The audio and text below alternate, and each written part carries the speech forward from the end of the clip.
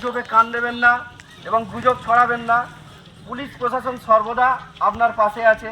কোনো কিছু ঘটনা হলে থানায় জানান, পুলিশ সর্বদা আপনাদের হেল্প করার জন্য প্রস্তুত আছে। প্রতি থানার পক্ষ থেকে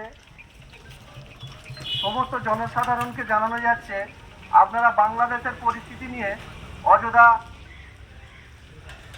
কোনো রকম গুজব ছড়াবেন না, বুঝবেন না। পুলিশ সব সময় আপনাদের পাশে আছে। কোনো কিছু হলে পুলিশকে জানান, পুলিশ আপনাদের সর্বদা হেল্প করার জন্য প্রস্তুত আছে।